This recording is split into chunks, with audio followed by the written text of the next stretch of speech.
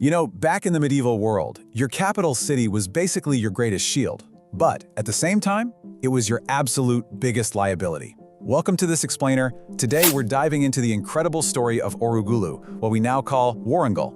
We're going to see exactly how the Kakatiya kings completely reimagined urban defense to build a literally impenetrable fortress. The reality of the late 12th century was just brutal. The golden rule was simple. If your capital fell, your entire kingdom went right along with it. Now, the Kakatiyas initially started out with a pretty basic hilltop fortress at Henamkunda. But in a landscape where relentless, grinding sieges were just the everyday norm, a standard fort on a hill simply wasn't cutting it anymore. They needed a level of absolute, ultimate security that honestly didn't even exist yet. So to achieve that kind of total security, they made a massive, bold move.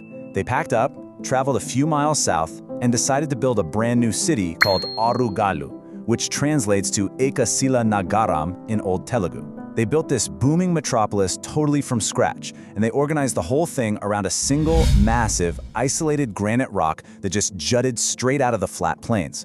They took this lonely rock and transformed it into one of the most sophisticated military marvels of the entire medieval world.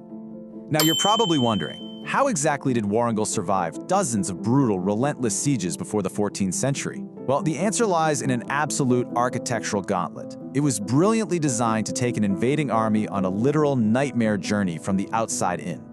You see, instead of relying on just one giant wall, Kakatiya engineers came up with this system of three distinct, nested defensive rings. Think of it spreading outward from that central rock, like a giant bullseye.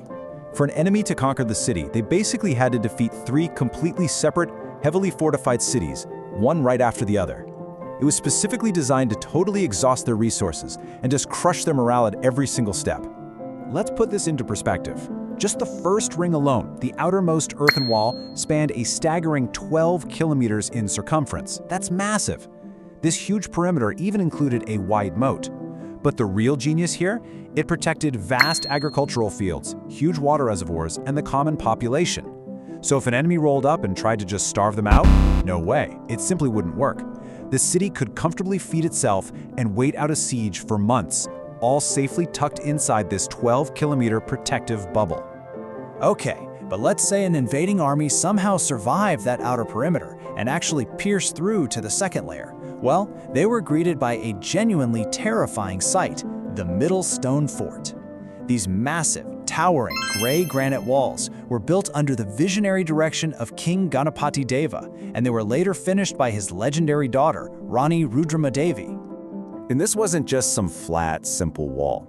45 heavy bastions dotted this massive granite ring. By perfectly spacing these bastions out along the perimeter, the engineers gave their defending archers and artillery absolute overlapping coverage. Attackers literally had nowhere to hide. Every single blind spot was completely eliminated. But right here is where the story shifts from cool military strategy to just straight-up mind-bending engineering. To grasp the true genius of this fort, we have to look really closely at the stones themselves. Because get this, they used zero cement, nothing. So how on earth did these walls survive the absolute most devastating siege weapons of the era? Well, think about traditional plastered brick walls from back then. They were rigid, right?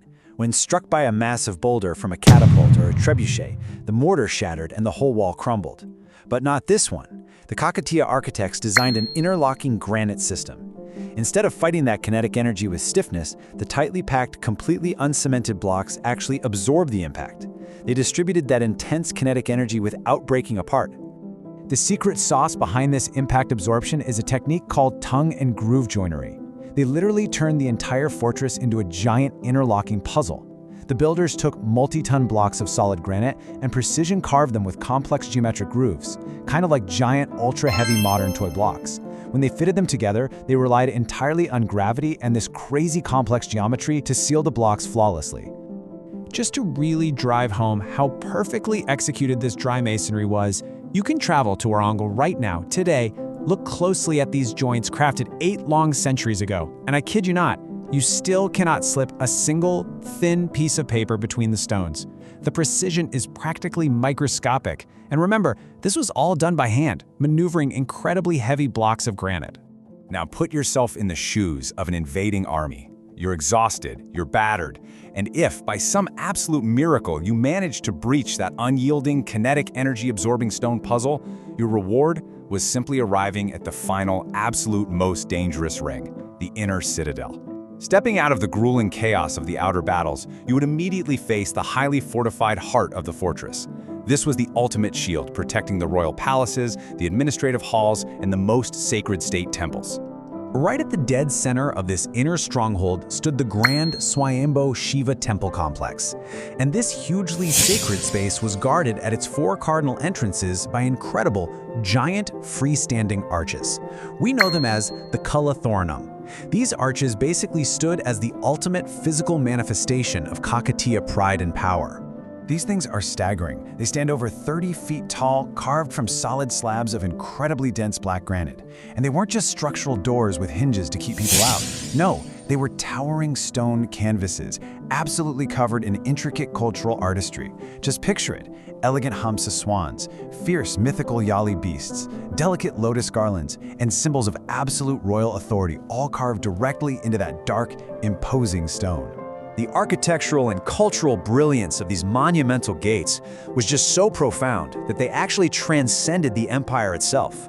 Long after the Kakatiya kingdom eventually fell, the Kala Thoranam remained completely untouched in the cultural memory of the region. It's revered as the absolute ultimate symbol of Telugu architectural glory.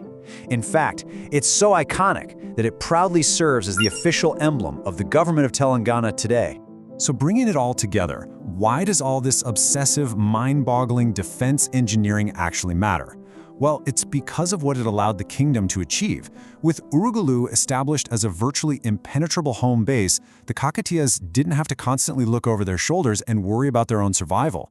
King Ganapati Deva was finally able to shift his focus outward. He transformed his entire strategy from merely defending his borders to confidently dominating the subcontinent, kicking off a golden era of international trade.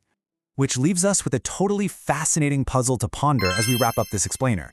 How exactly does a kingdom use a giant rock fortress sitting in the middle of a dry, landlocked plain to launch an international maritime empire and amass immense wealth from the Bay of Bengal? It completely flips our understanding of landlocked empires on its head, proving that having absolute domestic security can, unexpectedly, become the ultimate launching pad for global ambition. Makes you rethink everything we know about medieval power, doesn't it?